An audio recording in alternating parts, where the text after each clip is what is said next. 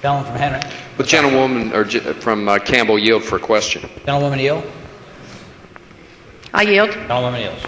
Say to the gentlewoman that the patron of the bill, Senator Newman, is very interested and provided some level of leadership in this area. And the fact that the bill is before us indicates to me, and I checked on the computer, that these amendments handily passed the Senate 38-2. Is the gentlewoman familiar with whether or not Senator Newman supports the governor's amendments or not?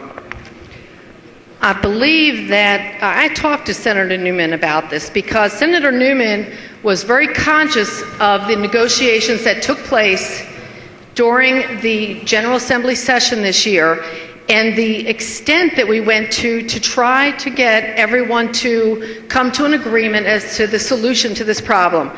So, no, Senator Newman may not be happy with this, the governor's amendments, but we are a separate body and we make our own decisions, and I just am concerned that this is not a good decision for us to make. Further question, Mr. Speaker. I yield. Gentlewoman yields. So as I understand it, though, Senator Newman did support these amendments on the other, or does support the amendments in the other body. I would say very reluctantly. Further question, Mr. Speaker. Gentlewoman yield. I yield. Gentlewoman yields. Does the gentlewoman have any reason as to why he would reluctantly support him if he didn't agree with him? We vote on a lot of bills that we reluctantly agree to because we may be concerned that the bill may meet a different fate when it gets somewhere else. And we don't know any more than the other bills that we just voted on what the Senate's thoughts were on their bills.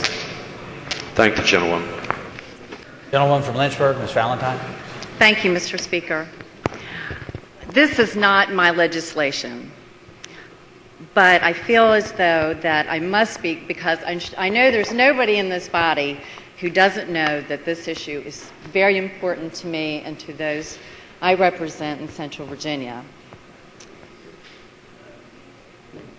While I wish I could have been a part of the discussions in putting this all together, I do believe it's the first time that there has been any long-term structure put in place to deal with the combined sewer overflow, which is a tremendous problem for both Lynchburg and Richmond. Both cities have spent hundreds of millions of dollars, and quite frankly, it's the largest capital project in the history of Lynchburg.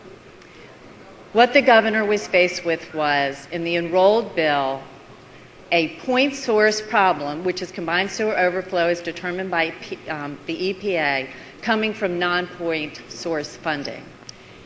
It had a detrimental effect on our agricultural community, it had an effect on best management practices, and as you continued reading the bill, there was uncertainty about how much money would be provided. It was based on a formula on whether or not 70% of the non-point source funds were actually distributed, and if there was not a distribution, the governor may submit a budget amendment of $5 million. What the governor tried to do with this was to establish a non-reverting reserve fund within the Water Quality Improvement Fund for combined sewer overflow. Secondly, the reserve fund is for both non-point and point source. It contains both components, and it significantly reduced the impact on the agricultural community. Lastly, it states that 15% of the money appropriated to the WQIF funds shall be deposited into the CSO reserve fund, creating up to $5 million, which would create some certainty that over the next 10 years, both cities would be able to split the $50 million. I realize that this is not ideal, but it is a platform that we could all begin working together for a long-term solution that affects not just these two cities, but every Virginian.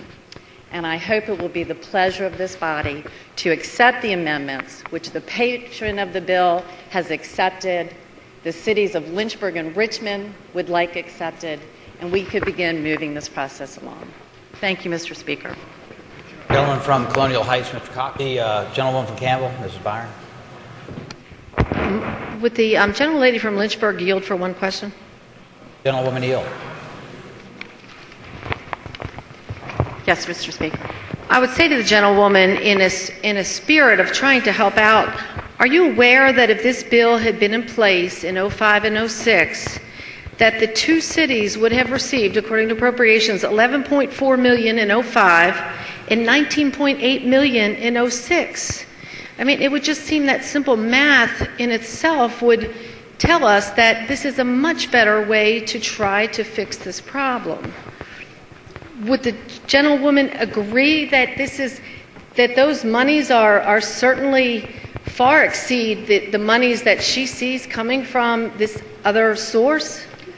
Mr. Speaker, I would say to the gentlewoman, in explaining the governor's amendments, you must understand that I was not a party to the legislation being crafted. I would want as much money to go to these cities as possible. My major concern was that the administration felt that this was not good public policy, taking a point source problem, such as combined sewer overflow, from a non-point source funding solution. The governor did not want to do this on bad public policy. My hope is that these amendments would allow us some structure to have a long-term solution. I wish this had been in place a long time ago, but I am happy to begin starting today, to start now, to have a long-term solution. Thank you.